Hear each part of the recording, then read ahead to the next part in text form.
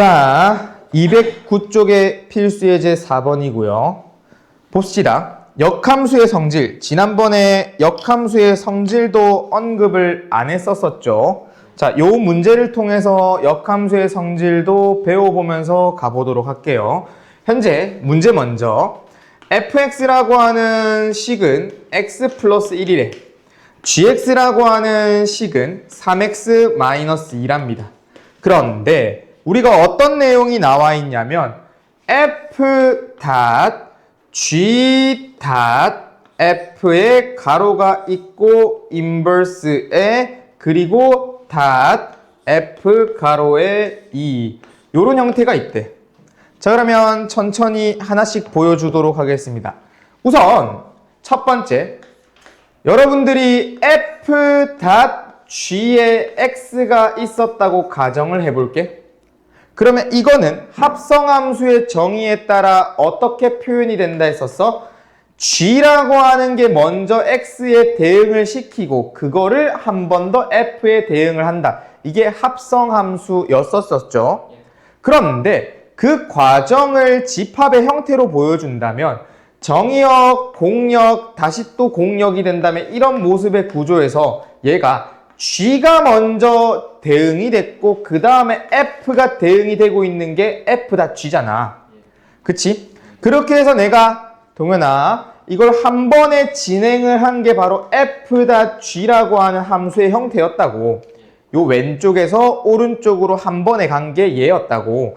그런데 우리는 이 친구를 뭐 할 거냐면 역함수를 할 거래. 왔던 거를 거꾸로 돌아갈 거래. 거꾸로 돌아갈 거래. 거꾸로 돌아갈 거래. 그러면 이 f의 역함수인 f 인버스와 g의 역함수인 g 인버스를 뭐 한 거다? 합성을 한 거라고요. 되니? 그런데 이 밑에 한 번에 간 놈의 역함수는 어떻게 구조가 만들어지냐면 바로 f.g라고 하는 이 함수 자체의 역함수가 되었어요 라고 얘기한다는 거야. 근데 요 놈의 결과물은, 자 요거 보세요. 요 놈의 결과물은 f 인버스를 먼저 출발하고 그 다음 뭐가 됐니? g 인버스가 나중이었잖아. 먼저 합성이 되는 거의 위치는 앞이야 뒤야?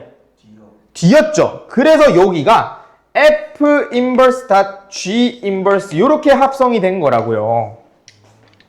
그러면 성질로 가보면 어때? 인버스라고 하는 걸 합성에다가 적용하면 이것들이 적용이 돼서 이 둘의 뭐가 됐니? 순서가 뒤집어졌네. 반대로 갔네. 그렇게 이해하셔야 된다고요. 되니? 뒤집어져야 돼. 인버스가 붙고 뒤집어져야 돼. 됐나요? 그리고 두 번째 이어서 가봅시다. 자, 보면요. 이번엔 내가 뭐를 할 거냐면 f 인버스를 해볼 거야. 그리고 f 인버스.f를 해볼 거야. 이렇게. 그럼 내가 우선 2번을 보여주기 위해서 fa는 b라고 하는 내용을 가정해 볼게요. fa는 b였다고 가정해 볼게요. 그럼 여기서 보자. 내가 여기다가 a를 대입해 볼게. 잠깐만, 밑에다가 a를 대입했어야 됐네. 얘한테 a를 대입해 볼게. 그럼 fa는 뭐 나온다고 했지? b 나온다 했잖아. 그럼 요놈의 모습이 f 인버스 fa가 되어서 요렇게 되어서 fa는 뭐였다고? b였다고. 그럼 요놈은 정리되기를 f 인버스 b가 나왔네요. 그럼 요놈이 정리돼서 f 인버스 b는 얼마의 값을 가져? a죠. 그래서 요놈의 결과물이 뭐가 나왔어? 는 a가 나왔네. a를 집어넣었더니 a가 나왔네. a를 대입했더니 a가 나오더래. 1을 넣었더니 1이 나왔대. 2를 넣었더니 2가 나왔대. 3을 넣으면 3이 나왔대. 4를 넣으면 4가 나왔대. 10을 넣으면 10이 나왔대. 그게 이름이 뭡니까? 항등함수죠. 그래서 우리가 f라는 함수와 f 인버스를 합성하면 항등함수가 나옵니다. 항등함수가 i를 뜻한다고 했었지. 항등함수는 합성이 될 때 사라지는 거지. 항등함수는 기능을 합니다. 어떤 기능? 거울. 그때 여러분들이 뭘로 선택했냐면 네 얼굴로 선택을 했었어요. 너의 그 값이 그대로 나온다가 항등함수의 역할이었다고요. 이 얼굴 기억나시나요? 네, 좋습니다. 그렇게. 자, 그러면 또 하나의 성질이 더 있습니다. 또 뭐가 있냐면 이런 거야.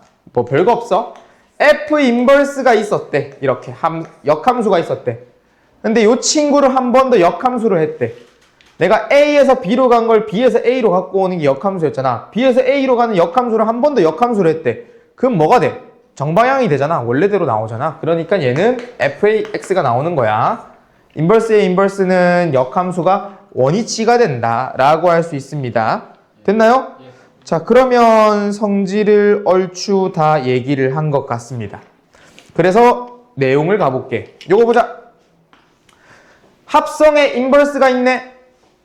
그럼 이거 어떻게? 인버스를 여기한테 붙여줄 때 그 둘의 순서를 바꿔줘야 되겠네. 그럼 다시 적어볼게.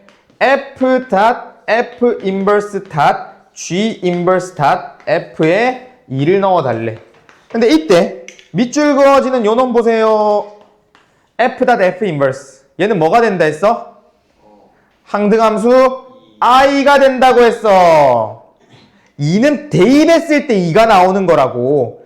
차이를 느끼라고 쌤이 어떻게 분류하고 있어? F.G라고 하는 가로에 X를 대응할 때 그 값을 확인했잖아. 얘는 함수고 얘는 대응하는 X의 값을 대입할 때 나오는 거라고. 그럼 대입을 하면 F 가로에 GX인 거라고요. 근데 얘가 얘한테 걸릴 수 있냐고요. 얘가 얘한테 집어넣으래? 아니잖아. 합성의 순서는 어떻게 돼야 돼? 순서 지켜야지. 너 새치기 하고 있는 거야. 순서 지켜야지. 어디로 가야 돼? 얘한테 가야지. 2가 얘한테 집어넣어줘야지. 합성함수의 순서를 지키라는 게 이 소리예요. 되니? 뒤에서부터 출발한다는 게. 자, 그러면 얘는 어떤 구조가 나왔냐? 항등함수 i에 g 인버스 f에 2가 대응되고 있습니다. 근데 합성할 때 이 항등함수 i는 아무런 합성에 영향을 안 준다고. 왜? 너가 이 G 인버스를 해서 나온 결과물이 있대. 요 순서대로 왔대. F2하고 G 인버스 2 했대. 왔대. 그럼 뭐야? 그냥 그 값이 그대로 나오는데 무슨 합성의 기능을 하니? 그러니까 합성함수에서 항등함수가 나오면 사라진다고. 곱하기 1과 같다고. 곱하기 1과 같다고. 의미를 똑같이 계속 설명을 하고 있는데 이해를 못하면 안 된다고. 되겠니? 계속 가자. 요거 G 인버스의 F2 이것부터 출발하자. F2는 얼마입니까? 3이네요. 그래서 얘가 G 인버스 3. 자, 그럼 우리는 이 G 인버스 3을 크기를 구할 때 두 가지 방법이 있어. 첫 번째, 여러분들은 방금 전에 역함수를 구하는 방법을 배웠죠? 역함수를 직접 구해서 3을 집어넣는 첫 번째 방법이 있고, 두 번째, 그냥 요 G 인버스의 3의 값을 어떤 특정한 알파의 값을 가졌다고 해볼게. 그럼 우리가 이런 역함수의 수식에서 항상 쓸 수 있는 게 있다고 했어. 오, 현성이 옷이 예쁘다. 뭐 할 수 있다 했어? 빼서 입으면 된다 했잖아. G알파는 이렇게 그렇게 기억을 하라고. 연상을 하기를. 항상 쓸 수 있는 내용입니다. 역함수가 있다고 하면 뒤집어지는 거. 그럼 알파를 여기다 대입하자. 그게 3 나와야 된대. 3알파 빼기 2가 3 나와야 된다고. 그러면 알파는 얼마면 돼? 3분의 5면 되네. 그래서 얘가 3분의 5가 최종적인 답이 되는 겁니다. 이렇게.